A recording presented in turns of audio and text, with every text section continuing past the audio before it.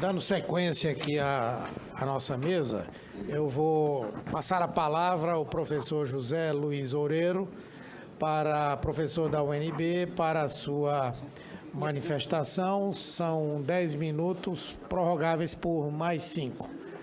Com a palavra. Bom dia a todos. Antes de mais nada, gostaria de agradecer o gentil convite da Comissão de Constituição e Justiça do Senado Federal para, mais uma vez, estar aqui falando sobre as PECs de reforma propostas pelo governo. E o título da minha apresentação é muito sugestivo: emergência? De que emergência a gente está falando? Eu acho que é sui generis nós estarmos aqui discutindo a PEC da emergência fiscal, dada a crise de coronavírus, que vai chegar em algum momento nos próximos 60 dias no Brasil. Era dessa emergência que a gente deveria estar falando. Mas, já que o tema é esse, então vamos falar da emergência fiscal. Bom, eu pretendo colocar 4 pontos nos meus breves 15 minutos. O primeiro ponto: o Brasil não se encontra em emergência fiscal de nenhum tipo. O Manuel já tinha falado um pouco sobre isso na sua apresentação, mas eu vou reforçar aqui. De fato, a dívida pública se encontra num patamar elevado, mas quando a gente olha a taxa de crescimento da dívida, ela está declinando, o que significa que a dívida bruta como proporção do PIB vai se estabilizar em algum momento nos próximos anos. Segundo ponto: a agenda de reformas iniciada com a Emenda Constitucional 95 do teto dos gastos e complementada pela reforma trabalhista e pela reforma da Previdência simplesmente não está funcionando. E aqui eu quero citar a famosa frase do professor Mário Henrique Simonsen, quando ele se referia aos planos heterodoxos de estabilização, né, o plano cruzado 1, cruzado 2, etc., que nunca funcionavam, mas você sempre fazia um outro na esperança que ele viesse a funcionar. Ele denominou isso de princípio da contraindução. O que é o princípio da contraindução? É um experimento que não dá certo N vezes, você repete esse experimento mais vezes na fé de que em algum momento ele vai dar certo. Pois parece que a agenda que está em vigor no Brasil desde 2016, que é reformas atrás de reformas, dizendo que sempre a próxima reforma que vai dar certo, mas quando chega a próxima reforma, o crescimento continua medíocre, né? Bom, terceiro ponto: a adoção da PEC emergencial irá impor um choque negativo de demanda agregada ao reduzir a massa salarial do setor público em até 25%. Estimativas do Núcleo de Estudos de Modelagem Econômica e Ambiental do CDPLAR UFMG apontam para uma queda de 1,3% no nível de atividade econômica, na comparação com o cenário sem a PEC, caso os vencimentos e a jornada dos servidores públicos sejam reduzidos em 25%. Isto aqui são dados, coisa que o Ministério da Economia até agora não apresentou. Okay? Quarto e último ponto: o espaço fiscal que a Emenda Constitucional 186 pode abrir no orçamento da União é mínimo. Por quê? Primeiro, 45% do gasto com pessoal é composto por inativos, que é 43%, e precatórios. Portanto, essa massa já está fora da PEC. São 45%. Dos 55% que poderiam ser afetados pela PEC, nós temos a seguinte composição: desse bolo, 16% é defesa, que vai ficar fora da PEC. Área social, que inclui saúde e educação, pode ser afetada pela PEC, mas eu quero ver quem vai ser o político que vai reduzir a jornada de trabalho de professores e médicos e explicar isso para a população. Bom, depois nós temos segurança pública, quero ver o político que vai reduzir jornadas de trabalho de policiais. Demais do executivo, por exemplo, IPEA, está aí nos 22%, justiça e legislativo com 20% desse montante.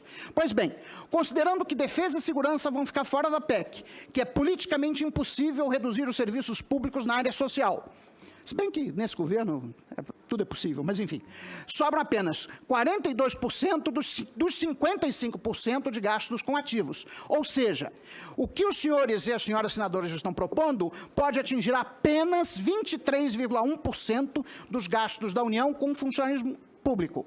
Pois bem, como na média dos últimos 20 anos a União tem gastado 4,5% do PIB com funcionalismo público, segue-se que no melhor cenário a União poderia reduzir o gasto com funcionalismo público em apenas 0,25% do PIB. Ou seja, uma redução de apenas 17 bilhões de reais. Se a gente excluir disso os gastos com os funcionários do Judiciário e do Legislativo, a economia cai para apenas 8 bilhões de reais. Então, é disso que a gente está tratando. Uma PEC de emergência fiscal que, se executada, vai levar a uma economia de 8 bilhões de reais. Ok. Bom, aqui nós temos, agora são dados, a dívida líquida e a dívida bruta a dívida líquida do setor público e a dívida bruta do governo geral. A gente observa que, de fato, houve um aumento nos últimos anos, mas o aumento ocorreu durante a recessão e, nitidamente pelo gráfico, tanto a dívida bruta como a dívida líquida está se estabilizando, portanto, o cenário de emergência fiscal ficou para trás. Okay? Quando a gente olha agora a taxa de crescimento da dívida bruta do governo geral, na média móvel dos últimos 12 meses, de julho de 2014 até janeiro de 2019, a gente vê que o auge da taxa de crescimento dela foi em fevereiro de 2016 e, portanto, antes da PEC do teto dos gastos. Ou seja, antes da emenda constitucional do teto dos gastos, a taxa de crescimento da dívida bruta já estava caindo. E ela está caindo, tendencialmente, ela vai chegar a zero. Quando ela chegar a zero, a dívida bruta estabiliza. Portanto, dizer que nós temos uma emergência fiscal não passa de fake news. Bom, e outra coisa, a situação fiscal do Brasil não é diferente de outros países. Quer dizer, nesse gráfico a gente vê a dívida pública como proporção do PIB de vários países, Chile, Brasil, Estados Unidos, e Espanha. Quer dizer, como resultado da crise de 2008, a dívida pública com proporção do PIB aumentou em todos os países, não só no Brasil. Okay? Então, a situação fiscal brasileira, ela não é essencialmente diferente do que tem acontecido em outros lugares do mundo. Bom, e as reformas estão funcionando? Olha só, esse gráfico mostra a taxa de crescimento do PIB real de 1980 a 2018. Né? A média de crescimento de 1980 a 2018, observe, 1980 a 2014 tem um monte de governos. Tem o governo Figueiredo, tem o governo Sarney, tem o governo Collor, Itamar, FHC 1, 2, Lula 1, 2, Dilma 1. Okay? Bom, a média de crescimento foi de 2,81%. Pós-crise, a média de crescimento é de 1,2%. Cadê a agenda de reformas? Não era para acelerar o crescimento? Aliás, na justificativa da PEC 187, que foi votada na semana passada, está escrito que a agenda de reformas acelerou o potencial de crescimento da economia brasileira. Errado. O potencial de crescimento da economia brasileira caiu. Né? É o que os gráficos estão mostrando claramente. Tá? Inclusive é o seguinte, olha, eu botei as bolinhas em vermelho para mostrar para os senhores e para as senhoras a reação da economia brasileira pós-crise. Então, temos a crise de 81, a crise de 91, a crise de 2008. O que aconteceu nessas crises? A economia caía, mas se recuperava muito rapidamente, né? Inclusive crescendo acima, durante alguns anos, da tendência de longo prazo. Isto não está acontecendo agora. Bom, quais são os impactos da PEC sobre o nível de atividade econômica? Bom, até agora não foi feita nenhuma análise por parte do governo do impacto macroeconômico da PEC. Isso foi feito pela equipe de pesquisadores da UFMG, tá? Esse modelo de equilíbrio geral computável, desenvolvido pela UFMG, foi uma nota técnica publicada no dia 28 de fevereiro deste ano. Tá? Eles fazem uma simulação considerando 3 cenários, redução de 5%, 10% ou 25% dos vencimentos dos servidores públicos. Tem que chamar a atenção aqui o seguinte, não é redução de salário, é redução de jornada. Então, a economia que vai estar sendo gerada, na verdade, vai ser derivada da redução de serviços prestados à população, notadamente saúde e educação. Okay? É disso que nós estamos falando. Tá? Tem que deixar isso bem claro para a população, que a população acha que o que vai reduzir é o super salário de alguns juízes que chegam a 600 mil reais. Tá? Mas não é isso que vai ser reduzido. São os serviços prestados à população. Pois bem, na simulação, no caso em que a redução é de 25%, nós temos uma queda do PIB de 1,4% com relação ao cenário de referência no curto prazo e de 1% com relação ao cenário de referência no médio prazo. Outra coisa, quando a gente olha as despesas com funcionalismo público da União como percentual do PIB, ela está estável em torno de 4,3% do PIB desde 1997. Então, é outra fake news. Não é verdade que os gastos com funcionários públicos da União sejam explosivos. Estão estáveis com proporção do PIB. E metade disso é inativos. Ou seja, já está aí nessa conta a aposentadoria dos servidores da União. Bom, essa outra tabela, e aí eu quero agradecer em público a colaboração da assessoria do senador José Serra, que me passou ontem esses números, tá? A despesa com o pessoal da União na execução orçamentária de 2018 foi o seguinte: com ativos foram gastos 161 bilhões de reais, com inativos e precatórios 135 bilhões de reais. Ou seja, o ativo foi 54,3% do gasto com pessoal, inativos 45,7%. Ok. Nessa composição do gasto com pessoal ativo, nós tivemos quase 60 bilhões com gastos sociais, 27 bilhões com a justiça, 25 bilhões com a defesa, 8 bilhões e meio com segurança pública, 5 bilhões com o legislativo e demais executivos, onde está o IPEA, por exemplo, né, são 36 bilhões. Né? Oi? Educação está em gasto social. Okay?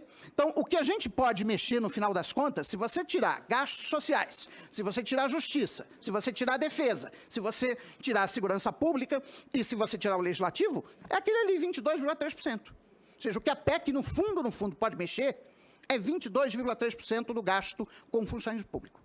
25,3%, 25% em cima, e depois mais em cima de 4,5%, que é o gasto da União com os funcionários públicos. Bom, isso vai te dar uma economia de 8 bilhões de reais. É disso que nós estamos tratando. 8 bilhões de reais é a enorme economia que vai salvar a lavoura, né, que está sendo proposta por este governo. Eu coloquei como meu penúltimo slide um Twitter da Mônica De Bolle de ontem, repercutindo o cenário pós-crise do petróleo e coronavírus, que é muito interessante, nas suas palavras. O que eu não entendo? Se o governo é tão confiável e prudente na área fiscal, por que tanta paura de derrubar o teto de gastos para fazer medidas contracíclicas em tempos de crise? Quando muda o cenário, mudam as medidas. O cenário mudou. Não é hora da PEC emergencial. Não é hora da gente estar tendo esse tipo de discussão. Quer dizer, a PEC vai aprofundar a recessão e vai gerar um resultado fiscal muito pequeno, no final das contas. Então, simplesmente é extemporânea este tipo de discussão. Bom, minhas recomendações, e com isso eu estou terminando a minha apresentação. O Manuel já tinha falado sobre a regra de ouro. Eu acho que, à luz das considerações feitas nesta audiência, o Senado Federal deveria não só reprovar a PEC 186, né, mas como elaborar uma nova PEC que elimine a regra de ouro da Constituição Federal, haja vista que essa regra fiscal ela é inconsistente e ineficiente. Muito simples, como o Manuel mostrou na sua apresentação. A regra de ouro não foi capaz de evitar o aumento do endividamento público. E pior, durante o momento que, de fato, nós estávamos numa situação de emergência fiscal, a regra de ouro foi cumprida com o pé nas costas. Então, simplesmente, ele é um penduricalho inútil e inconsistente. Tá? Se a gente quer realmente modernizar o arcabouço fiscal brasileiro, primeiro tirar o raio da regra de ouro. Tá? Bom, segundo ponto, a consolidação fiscal brasileira exige uma aceleração do ritmo de crescimento da economia. Não existe ajuste fiscal que pare em pé com a economia crescendo 1%. Não existe. Tá? Vou só fazer a seguinte conta. Tá? Se não tivesse ocorrido a crise de 2014 e 2016, e se a economia brasileira tivesse continuado crescendo na sua média de longo prazo, que já era baixa, de 2,81% ao ano, o PIB hoje, em 2020, seria 20% mais alto. Isso, em números, significaria que o PIB brasileiro seria maior em 1,8 trilhão de reais. Como o setor público arrecada 33% do PIB, isso daria para a União, Estados e Municípios uma arrecadação adicional de 550 bilhões de reais. Então, se isso tivesse acontecido, nós não estaríamos aqui hoje discutindo essa PEC. Tá?